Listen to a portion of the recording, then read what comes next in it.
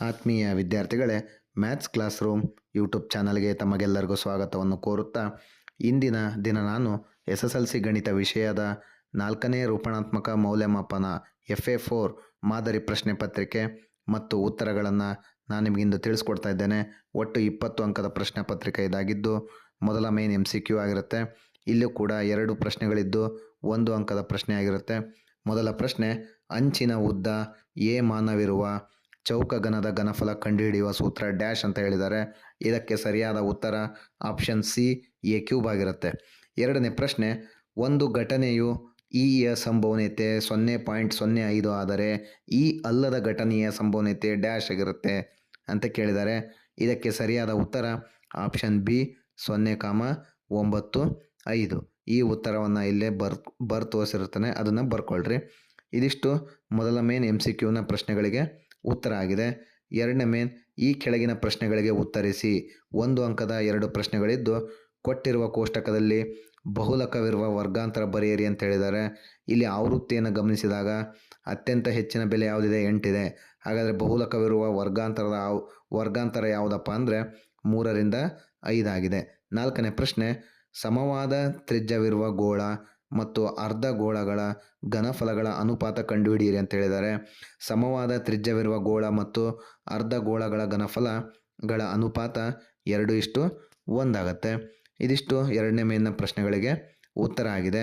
ಮೂರನೇ ಮೇನ್, ಈ ಕೆಳಗಿನ ಪ್ರಶ್ನೆಗಳಿಗೆ ಉತ್ತರಿಸಿ ಅಂತ ಹೇಳಿದ್ದಾರೆ.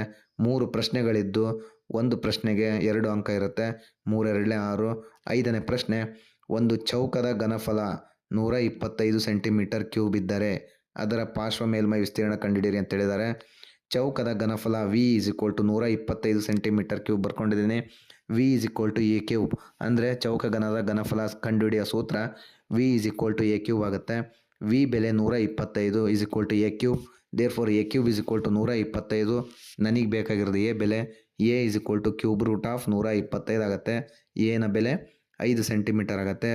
ಹಾಗಾಗಿ ಒಂದು ಚೌಕದ ಪ್ರತಿ ಬಾಹುವಿನ ಉದ್ದ 5 ಸೆಂಟಿಮೀಟರ್ ಆಗುತ್ತೆ. ಚೌಕಘನದ ಪಾರ್ಶ್ವ ಮೇಲ್ಮೈ ವಿಸ್ತೀರ್ಣ = 4a² ಆಗುತ್ತೆ. ಚೌಕಘನದ ಪಾರ್ಶ್ವ ಮೇಲ್ಮೈ ವಿಸ್ತೀರ್ಣ 4a² ಅಂದರೆ 4 × 5².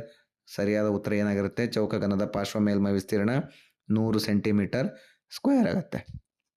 6ನೇ ಪ್ರಶ್ನೆ, ಬಹುಲಕ 12.4 ಸರಾಸರಿ 10.5 ಆಗಿರುವ ದತ್ತಾಂಶಗಳ ಮಧ್ಯಾಂಕ ಕಂಡುಹಿಡಿಯಿರಿ ಅಂತ ಹೇಳಿದ್ದಾರೆ. ಇದಕ್ಕೆ ಸೂತ್ರ 1 ಬಹುಲಕ 2 ಸರಾಸರಿ = 3 ಮಧ್ಯಾಂಕ. ಈ ಒಂದು ಪ್ರಶ್ನೆ ಪ್ರಕಾರ ಬೆಲೆಗಳನ್ನು ಅಲ್ಲಿ ಆದೇಶ ಮಾಡಿದಾಗ ನನಗೆ ಮಧ್ಯಾಂಕದ ಬೆಲೆ ಎಷ್ಟು ಬರುತ್ತಪ್ಪ ಅಂದರೆ 11.13 ಆಗಿರುತ್ತೆ. ಇದನ್ನು ನಿಮಗೆ ಬರ್ಕೊಂಡಿದ್ದೀನಿ. 1 × ಬಹುಲಕ ಅಂದರೆ 12.4 ಪ್ಲಸ್ 2 × ಸರಾಸರಿ ಅಂದರೆ 10.5 = 3 ಮಧ್ಯಾಂಕ. ಅಂದರೆ ಬಹುಲಕ ಮತ್ತು ಸರಾಸರಿ ಕೂಡಿದಾಗ 12.4 + 21 = 3 ಮಧ್ಯಾಂಕ, ಅಥವಾ 3 ಮಧ್ಯಾಂಕ = 12 + 4 + 21 ಅಂದರೆ 33.4 ಆಗುತ್ತೆ. ದೇರ್ಫೋರ್ ಮಧ್ಯಾಂಕ = 33.4 / 3 ಆಗುತ್ತೆ. ಇದನ್ನು 33.4 3ರಿಂದ ಭಾಗಿಸಿದಾಗ 11.13 ಆಗುತ್ತೆ. ಹಾಗಾಗಿ ಮಧ್ಯಾಂಕದ ಬೆಲೆ 11.13 ಆಗಿರುತ್ತೆ. ಇದಿಷ್ಟು ಪ್ರಶ್ನೆ ಸಂಖ್ಯೆ 6ರ ಉತ್ತರ ಆಗಿದೆ. 7ನೇ ಪ್ರಶ್ನೆ, 27 ಸೆಂಟಿಮೀಟರ್ ಕ್ಯೂಬ್ ಘನಫಲವನ್ನು ಹೊಂದಿರುವ 2 ಚೌಕಘನಗಳನ್ನು ಜೋಡಿಸಿ ಒಂದು ಆಯತಘನವನ್ನು ರಚಿಸಿದೆ. ಈ ಆಯತಘನದ ಪೂರ್ಣ ಮೇಲ್ಮೈ ವಿಸ್ತೀರ್ಣ ಕಂಡುಹಿಡಿಯಿರಿ ಅಂತ ಹೇಳಿದ್ದಾರೆ. ಇಲ್ಲಿ ಒಂದು ಚೌಕಘನದ ಘನಫಲ 27 ಸೆಂಟಿಮೀಟರ್ ಕ್ಯೂಬ್ ಆಗಿರುತ್ತೆ. ಪ್ರಶ್ನೆ ಪ್ರಕಾರ ಚೌಕಘನದ ಘನಫಲ V = 27 ಸೆಂಟಿಮೀಟರ್ ಕ್ಯೂಬ್ ಬರೆದಾಗ ಚೌಕಘನದ ಘನಫಲ ಸೂತ್ರ V = a³. V = a³ ಅಂದರೆ a³ = 27 ಆಗುತ್ತೆ. ದೇರ್ಫೋರ್ a ಬೆಲೆ 3 ಸೆಂಟಿಮೀಟರ್ ಆಗುತ್ತೆ. ಚೌಕಘನದ ಪ್ರತಿ ಬಾಹುವಿನ ಉದ್ದ 3 ಸೆಂಟಿಮೀಟರ್ ಆಗಿರುತ್ತೆ. ಇಲ್ಲಿ 2 ಚೌಕಘನನ ಸೇರಿಸಿ ಒಂದು ಆಯತಘನ ಆದಾಗ ಈ ಒಂದು ಚೌಕಘನದ ಉದ್ದ 6 ಸೆಂಟಿಮೀಟರ್, ಅಗಲ 3 ಸೆಂಟಿಮೀಟರ್, ಎತ್ತರ 3 ಸೆಂಟಿಮೀಟರ್ ಆಗುತ್ತೆ. ಈ ಒಂದು ಪ್ರಶ್ನೆ ಪ್ರಕಾರ ಆಯತಘನದ ಪೂರ್ಣ ಮೇಲ್ಮೈ ವಿಸ್ತೀರ್ಣ 2 × LB + BH + LH ಆಗುತ್ತೆ. ಆಯತಘನದ ಪೂರ್ಣ ಮೇಲ್ಮೈ ವಿಸ್ತೀರ್ಣ = 2 × 6 × 3 + 3 × 3 + 6 × 3 ಆಗುತ್ತೆ. ಆಯತಘನದ ಪೂರ್ಣ ಮೇಲ್ಮೈ ವಿಸ್ತೀರ್ಣ = 2 × 18 + 8 + 18. ಇದಿಷ್ಟನ್ನು ಕೂಡಿದಾಗ 45 ಬರುತ್ತೆ. ಈ 45ನ್ನು 2ರಿಂದ ಗುಣಿಸಿದಾಗ ಆಯತಘನದ ಪೂರ್ಣ ಮೇಲ್ಮೈ ವಿಸ್ತೀರ್ಣ 90 ಸೆಂಟಿಮೀಟರ್ ಸ್ಕ್ವೇರ್ ಆಗುತ್ತೆ. ಇದಿಷ್ಟು 3ನೇ ಮೇನ್ನ ಪ್ರಶ್ನೆಗೆ ಉತ್ತರ ಆಗಿದೆ. 4ನೇ ಮೇನ್ ಕೆಳಗಿನ ಪ್ರಶ್ನೆಗಳಿಗೆ ಉತ್ತರಿಸಿ 3 ಅಂಕದ ಪ್ರಶ್ನೆ ಇದಾಗಿದ್ದು 3 ಅಂಕದ 2 ಪ್ರಶ್ನೆಗಳಿದ್ದು ಒಟ್ಟು 6 ಅಂಕಗಳಿಂದ ಕೂಡಿದೆ. 8ನೇ ಪ್ರಶ್ನೆ, ಈ ಒಂದು ವರ್ಗೀಕೃತ ದತ್ತಾಂಶಗಳ ಸರಾಸರಿ ಕಂಡುಹಿಡಿಯಿರಿ ಅಂತ ಹೇಳಿದ್ದಾರೆ. ಇಲ್ಲಿ ವರ್ಗಾಂತರ ಆವೃತ್ತಿನ ಅವ್ರು ಕೊಟ್ಟಿರ್ತಾರೆ. ನಾವು ಮಧ್ಯ ಬಿಂದುವನ್ನು ಕಂಡುಹಿಡ್ಕೋಬೇಕು.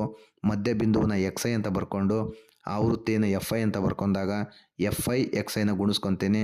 ಪ್ರಶ್ನೆ ಏನಿದೆಯಪ್ಪ ಅಂದರೆ ವರ್ಗಾಂತರ 10ರಿಂದ 20 2 ಇದೆ, 20ರಿಂದ 33, 30ರಿಂದ 45 ಇದೆ ಆವೃತ್ತಿ, 40ರಿಂದ 57 ಇದೆ, 50ರಿಂದ 63 ಇದೆ. ಈ ಆವೃತ್ತಿನ ಕೂಡ್ಕೊಂಡಾಗ ಸಿಗ್ಮಾ ಎಫ್ ಐ 20 ಬರುತ್ತೆ. ಮಧ್ಯ ಬಿಂದು ಈ ವರ್ಗಾಂತರವನ್ನು ಕೂಡಿ ಅರ್ಧ ಅಂದರೆ 2ರಿಂದ ಭಾಗಿಸಿದಾಗ ಏನು ಬರುತ್ತೆ, ವರ್ಗಾಂತರ ಮೊದಲ ವರ್ಗಾಂತರ 10ರಿಂದ 20 ಅಂದರೆ 20 + 10 30, 30ರ ಅರ್ಧ 15, ಮಧ್ಯ ಬಿಂದು 15. ನೆಕ್ಸ್ಟ್ ನೋಡ್ರಿ 20ರಿಂದ 30 ಇದೆ, 20 + 30 50 ಆಗುತ್ತೆ, 50ರ ಅರ್ಧ 25 ಆಗುತ್ತೆ. ಅದನ್ನು ಮಧ್ಯ ಬಿಂದು 25 ಬರ್ದಿದ್ದೀನಿ. 15ಕ್ಕೆ ಎಷ್ಟು ಸೇರಿಸಿದ್ರೆ 25 ಆಗುತ್ತೆ, 15ಕ್ಕೆ 10 ಸೇರಿಸಿದ್ರೆ 25 ಆಗುತ್ತೆ, 25ಕ್ಕೆ 10 ಸೇರಿಸಿದ್ರೆ 35, 35ಕ್ಕೆ 10 ಸೇರಿಸಿದ್ರೆ 45, 45ಕ್ಕೆ 10 ಸೇರಿಸಿದ್ರೆ 55. ಇದು ಮಧ್ಯ ಬಿಂದು ಬರ್ಕೊಂಡಿದ್ದೀನಿ. ಇಲ್ಲಿ ಎಫ್ ಐ ಎಕ್ಸ್ ಐನ ಗುಣಿಸ್ಕೊಂಡಿದ್ದೀನಿ. 2 15 30, 3 25 75, 5 35 175, 7 45 315, 3 × 55 165. ಇದು ಎಫ್ ಐ ಎಕ್ಸ್ ಐ ಆಗಿರುತ್ತೆ. ಇದನ್ನು ಒಟ್ಟು ಕೂಡಿದಾಗ sigma f i x i ಸಿಗುತ್ತೆ. Sigma f i x i ಬೆಲೆ 760 ಆಗುತ್ತೆ. ದೇರ್ ಫೋರ್ ಸರಾಸರಿ x bar is equal to sigma f i x i divided by sigma f i. X bar is equal to sigma f i x i 760 ಬರುತ್ತೆ. Sigma f I ಅಂದರೆ ಈ ಒಂದು ಆವೃತ್ತಿನ ಕೂಡಿದಾಗ ನಮಗೆ 20 ಸಿಗುತ್ತೆ. ಇದು 760 ಡಿವೈಡೆಡ್ ಬೈ 20 ಆಗುತ್ತೆ. ಅಂಶದಲ್ಲಿರುವ 0 ಛೇದದಲ್ಲಿರುವ 0 ಕ್ಯಾನ್ಸಲ್ ಆದಾಗ 76/2 ಆಗುತ್ತೆ. ಸರಾಸರಿ 76/2 ಅಂದರೆ 76 ಅರ್ಧ ಎಷ್ಟಾಗುತ್ತೆ, 38 ಆಗುತ್ತೆ. ಇದಿಷ್ಟು ಪ್ರಶ್ನೆ ಸಂಖ್ಯೆ 8ರ ಉತ್ತರ ಆಗಿದೆ. 9ನೇ ಪ್ರಶ್ನೆ, ಒಂದು ಚೀಲದಲ್ಲಿ ಕೆಂಪು ಚೆಂಡುಗಳು, 5 ಬಿಳಿ ಚೆಂಡುಗಳು, 8 ನೀಲಿ ಚೆಂಡುಗಳಿವೆ. 3 ಕೆಂಪು ಚೆಂಡು, 5 ಬಿಳಿ ಚೆಂಡು, 8 ನೀಲಿ ಚೆಂಡುಗಳಿವೆ. ಚೀಲದಿಂದ ಯಾದೃಚ್ಛಿಕವಾಗಿ ಒಂದು ಚೆಂಡನ್ನು ಹೊರತೆಗೆಯಲಾಗಿದೆ. ಆ ಚೆಂಡು ಪ್ರಶ್ನೆ ಸಂಖ್ಯೆ ಎ ಒಂದು ಕೆಂಪು ಚೆಂಡು ಆಗಿರುವ ಸಂಭವನೀಯತೆ ಕಂಡುಹಿಡಿಯಿರಿ ಅಂತ ಹೇಳಿದ್ದಾರೆ. ಇದಕ್ಕಿಂತ ಮುಂಚೆ ಒಟ್ಟು ಚೆಂಡುಗಳ ಸಂಖ್ಯೆ ಬರೆದುಕೊಳ್ತೇನೆ. ಒಟ್ಟು ಚೆಂಡುಗಳ ಸಂಖ್ಯೆ 16 ಆಗಿರುತ್ತೆ. ಕೆಂಪು ಚೆಂಡು ಆಗಿರುವ ಸಂಭವನೀಯತೆ ಇಸ್ ಈಕ್ವಲ್ ಟು ಛೇದದಲ್ಲಿ ಒಟ್ಟು ಚೆಂಡುಗಳು, ಅಂಶದಲ್ಲಿ ಕೆಂಪು ಚೆಂಡುಗಳು ಬರ್ಕೊಂಡಾಗ ಕೆಂಪು ಚೆಂಡು ಆಗುವ ಸಂಭವನೀಯತೆ ಏನಾಗುತ್ತೆ, 3/16 ಆಗುತ್ತೆ. ಇದರಲ್ಲೇ ಬಿ ಪ್ರಶ್ನೆ ಏನಿದೆ, ಬಿಳಿ ಚೆಂಡು ಆಗಿರದ ಸಂಭವನೀಯತೆ. ಬಿಳಿ ಚೆಂಡು ಆಗಿರದ ಅಂದರೆ 3 ಕೆಂಪು ಚೆಂಡು, 8 ನೀಲಿ ಚೆಂಡಾಗತ್ತೆ. ಬಿಳಿ ಚೆಂಡು ಆಗಿರದ ಸಂಭವನೀಯತೆ ಕಂಡುಹಿಡಿಬೇಕಪ್ಪ ಅಂದರೆ ಬಿಳಿ ಚೆಂಡು ಆಗಿರದ ಚೆಂಡುಗಳ ಸಂಖ್ಯೆ 11 ಆಗುತ್ತೆ. ಹಾಗಾದರೆ ಬಿಳಿ ಚೆಂಡು ಆಗಿರದ ಸಂಭವನೀಯತೆ ಇಸ್ ಈಕ್ವಲ್ ಟು ಛೇದದಲ್ಲಿ ಒಟ್ಟು ಚೆಂಡುಗಳು, ಅಂಶದಲ್ಲಿ ಬಿಳಿ ಚೆಂಡು ಆಗಿರದ ಚೆಂಡುಗಳ ಸಂಖ್ಯೆ. ದೇರ್ ಫೋರ್ ಬಿಳಿ ಚೆಂಡು ಆಗಿರದ ಸಂಭವನೀಯತೆ ಇಸ್ ಈಕ್ವಲ್ ಟು 11/16 ಆಗುತ್ತೆ. ಇದಿಷ್ಟು 4ನೇ ಮೇನ್ನ ಪ್ರಶ್ನೆಗಳಿಗೆ ಉತ್ತರ ಆಗಿದೆ. 5ನೇ ಮೇನ್ 4 ಅಂಕದ ಪ್ರಶ್ನೆ ಇದಾಗಿದ್ದು ಒಂದು ಪ್ರಶ್ನೆ ಇದೆ.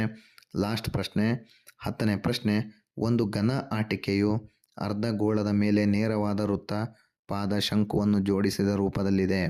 ಇಲ್ಲಿ ಅರ್ಧಗೋಳದ ಮೇಲೆ ಶಂಕುವನ್ನು ಜೋಡಿಸಿ ಒಂದು ಆಟಿಕೆಯನ್ನು ತಯಾರು ಮಾಡಿದ್ದಾರೆ. ಈ ಶಂಕುವಿನ ಎತ್ತರ 2 ಸೆಂಟಿಮೀಟರ್ ಇದೆ. ಪಾದದ ವ್ಯಾಸ 4 ಸೆಂಟಿಮೀಟರ್ ಇದೆ. ಆಟಿಕೆಯ ಘನಫಲವನ್ನು ಕಂಡುಹಿಡಿಯಬೇಕು ಮತ್ತು ಈ ಒಂದು ಚಿತ್ರದಲ್ಲಿ ತೋರಿಸಿರುವಂತೆ ನೇರ ವೃತ್ತ ಪಾದದ ಸಿಲಿಂಡರ್ನಲ್ಲಿ ಈ ಆಟಿಕೆಯನ್ನು ಇಟ್ಟಿದ್ದಾರೆ. ಸಿಲಿಂಡರ್ನ ಘನಫಲ ಮತ್ತು ಆಟಿಕೆಯ ಘನಫಲ ನಡುವಿನ ವ್ಯತ್ಯಾಸವನ್ನು ಕಂಡುಹಿಡಿಯಿರಿ ಅಂತ ಹೇಳಿದ್ದಾರೆ. ಇಲ್ಲಿ ಏನು ಕಂಡುಹಿಡಿಬೇಕು, ಫಸ್ಟು ಆಟಿಕೆಯ ಘನಫಲ ಕಂಡುಹಿಡಿದು ಅದನ್ನು ಸಿಲಿಂಡರ್ನ ಘನಫಲದಲ್ಲಿ ಏನು ಮಾಡಬೇಕು, ಸಿಲಿಂಡರ್ನ ಘನಫಲದೊಂದಿಗೆ ಕಳೆದಾಗ ಉತ್ತರ ಎಷ್ಟು ಬರುತ್ತೆ ಕಂಡುಹಿಡಿಯಿರಿ ಅಂತ ಹೇಳಿದ್ದಾರೆ. ಈ ಒಂದು ಪ್ರಶ್ನೆಯ ಪ್ರಕಾರ ಈ ಒಂದು ಡಯಾಗ್ರಾಮ್ನ ಬರ್ಕೊಂಡಿದ್ದೀನಿ. ಇಲ್ಲಿ ಈ ಒಂದು ಅರ್ಧಗೋಳದ ಮೇಲೆ ಶಂಕುವನ್ನು ಇರಿಸಿ ಒಂದು ಆಟಿಕೆ ತಯಾರು ಮಾಡಿದ್ದೇವೆ. ಈ ಆಟಿಕೆಯನ್ನು ಒಂದು ಸಿಲಿಂಡರ್ನಲ್ಲಿ ಆವೃತಗೊಳಿಸಿದ್ದೇವೆ.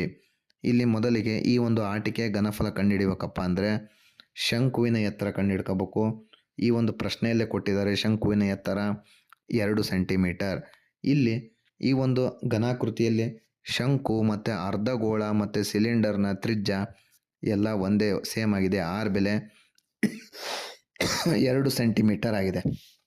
ಅದೇ ರೀತಿ ಆಟಿಕೆಯ ಘನಫಲ ಕಂಡುಹಿಡಿಯೋಣ.